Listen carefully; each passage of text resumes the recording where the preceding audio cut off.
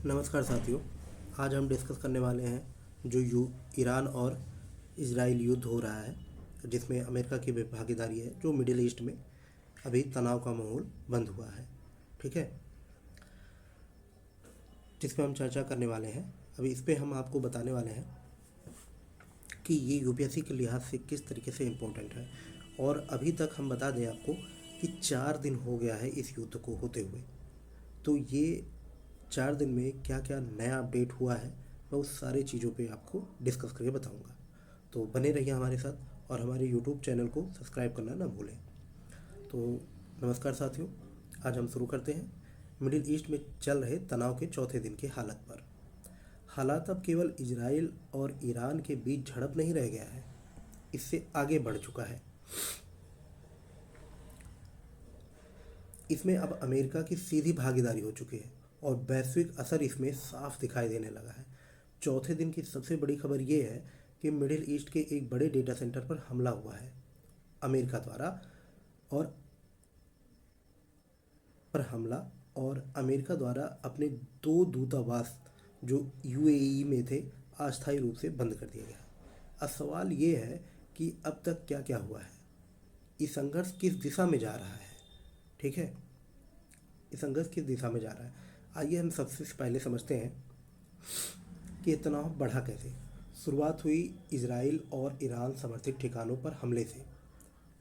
इसमें ठीक, इसका बैकग्राउंड यही है कि ये जो शुरू हुआ है युद्ध, वो क्या हुआ है कि इजराइल ईरान द्वारा समर्थित ठिकानों पर जो हमला हुआ है उससे शुरू हुआ ये युद्ध। इजराइल का आरोप था कि ईरान क्षेत्र में अपने प्रॉक्सी समूहों के जरिए उनके खिलाफ हमले की तैयारी कर रहा है। जवाब में ईरान ने भी मिसाइल और ड्रोन हमलों की श्रृंखला शुरू कर दी। चौथे दिन तक आते आते यह टकराव सीधे इजराइल बनाम ईरान से बढ़कर अमेरिका बनाम ईरान की दिशा में जाता दिख रहा है। क्यों? क्योंकि ईरान जो है केवल इजराइल पे इस समय हमला नहीं कर रहा है, अब वो यूएई और दुबई इन सब पे भी हमला कर रहा है, जो कि अमेरिका के एलाई कंट्री हैं। और अमेरिका जो है इन सब के साथ साथ तो खड़ा ही है। और सबसे मज़े की बात और सबसे गहरी बात यह है कि अमेरिका इजराइल का खुला समर्थन करता है हर जगह पे। अब जो रिसेंटली अभी हुआ है डेटा सेंटर पर हमला, वो सबसे मेन चीज़ है, क्योंकि डेटा सेंटर जो होता है वो साइबर हब होता है। वहाँ पे साइबर ड्रोन अटैक, ये खबर जब सामने आई तो वो बहुत ज़्यादा जो है दिक्कत करने वाली खबर थी। अब हम ये देखते हैं कि जो डेटा सेंटर होता है वो बैंकिंग, एयरलाइन, सरकारी सेवाओं से जुड़ा होता है। अगर इसे साधारण भाषा में हम समझें तो यह डिजिटल दुनिया का पावर हाउस होता है, जहाँ लाखों लोग का डेटा और सरकारी कार्ड, आर्थिक लेन देन की जानकारी सुरक्षित रहती है।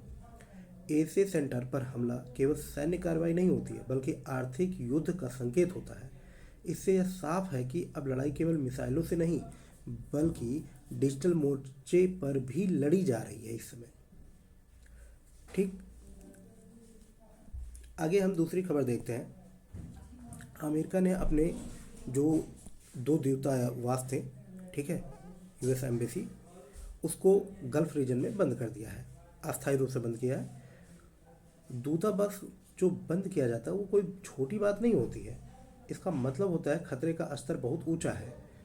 जनरली कोई भी देश, जब 2 देशों के बीच में कोई युद्ध होता है तो दूतावास को कोई हानि नहीं पहुंचाई जाती है, लेकिन अगर पहुंचाई गई है या फिर बंद किया गया है तो इसका मतलब कि वो युद्ध ज़्यादा खींचेगा। अब अमेरिका ने बंद किया है तो इसका मतलब ये होगा कि अमेरिका ने सुरक्षा कारणों का हवाला देते हुए अपने राजनयिक स्टाफ को सीमित कर दिया है, कम कर दिया है।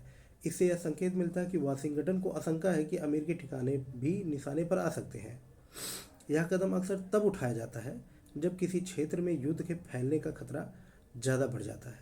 अब सवाल उठता है आगे इसमें कि क्या अमेरिका सीधे युद्ध में उतर सकता है। अभी तक अमेरिका ने सैन्य समर्थन और एयर डिफेंस सिस्टम के जरिए इजराइल की मदद की है, लेकिन अगर अमेरिकी ठिकानों पर हमला होता है तो सीधा जवाबी हमला संभव है। ईरान पहले ही चेतावनी दे चुका है कि अगर अमेरिका ने सीधा हस्तक्षेप किया तो क्षेत्रीय युद्ध भड़क सकता है। इस स्थिति में खाड़ी क्षेत्र, खासकर तेल आपूर्ति वाले समुद्री रास्ते खतरे में आ सकते हैं। ठीक। अब इसमें समुद्री रास्ता का जो होर्मुज वाला जल संधि है, यहाँ पे मैंने आपको दिखाया है ये।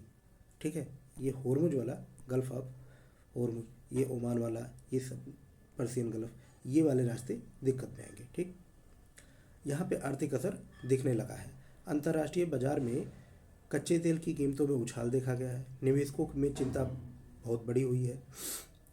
शेयर बाजारों में उतार चढ़ाव बढ़ गया है। अगर यह संघर्ष लंबा चलता है तो वैश्विक अर्थव्यवस्था पर असर पड़ सकता है, खासकर उन देशों में जो तेल आयातक पे निर्भर है, जैसे कि भारत तेल आयात निर्भर है। अब तक की घटनाओं को अगर हम क्रम से देखें तो पहला चरण ये था कि इजराइल ने हवाई हमले किए। दूसरा चरण ये है कि ईरान की मिसाइल और ड्रोन प्रतिक्रिया हुई है। तीसरा चरण उसमें ये हुआ है कि साइबर हमले और डेटा सेंटर पर वार हुआ है। चौथा चरण अभी तक जो चौथा दिन है उसमें ये हुआ है कि अमेरिका का दूतावास बंद करना और सुरक्षा अलर्ट, क्योंकि अभी तक अमेरिका इसमें जो है अपने, जैसे कि मैंने ऊपर बताया आपको कि ये यूएस एम्बेसी जो है बंद कर दिया है। ठीक। यह स्पष्ट है कि यह संघर्ष जो है हर दिन एक नया आयाम ले रहा है। यह पारंपरिक युद्ध से आगे बढ़कर हाइब्रिड वार बन चुका है, जिसमें मिसाइल, ड्रोन, साइबर अटैक, कूटनीतिक दबाव सब शामिल हो चुका है। अब बड़ा सवाल ये है कि क्या यह पूर्ण युद्ध में बदलेगा या कूटनीतिक से समाधान निकलेगा।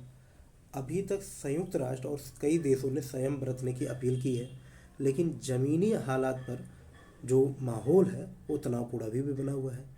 यह किसी भी पक्ष की ओर से सबसे बड़ी कार्रवाई होती है तो पूरा मिडिल ईस्ट अस्थिर हो सकता है।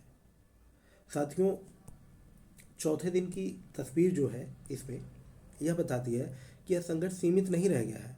टेक्नोलॉजी, कूटनीति, सैन्य रणनीति, तीनों मोर्चे पर लड़ाई जारी है। आने वाले दिन जो है ये तय करेंगे कि यह केवल जो है क्षेत्रीय झड़प रहेगा या वैश्विक शक्ति संतुलन को बदलने वाली घटना बनेगी। आप क्या सोचते हैं? अपनी राय कि जो अमेरिका है, आप क्या सोचते हैं? क्या अमेरिका सीधा युद्ध में उतरेगा? क्या तेल की कीमतें और बढ़ेंगी? अपनी राय आप कमेंट में ज़रूर बताइए। बाकी वीडियो देखने के लिए आपका बहुत बहुत धन्यवाद। बाकी मैं आपको बता दूं दोस्तों कि ये जो पीडीएफ है आप हमारे टेलीग्राम चैनल से डाउनलोड कर सकते हैं। मैं टेलीग्राम का लिंक अपने इस कमेंट बॉक्स में दे दूंगा और यहाँ पे लगा भी दूंगा। तो आप पर डे इस वीडियो से और पर डे जो है चीज़ों से कनेक्ट रहने के लिए हमारे यूट्यूब चैनल को ज़रूर फॉलो करें और टेलीग्राम चैनल को सब्सक्राइब कर लीजिए। मैं यहाँ पर डे आपको जो है करंट अफेयर भी पढ़ाऊँगा। करंट अफेयर से संबंधित जो क्वेश्चन बनेंगे प्रीलिम को, मेंस के, वो सभी यहाँ पे डिस्कस करूँगा और जो भी महत्वपूर्ण टॉपिक रहेगा वो सब मैं यहाँ पे पढ़ाऊँगा। ठीक है।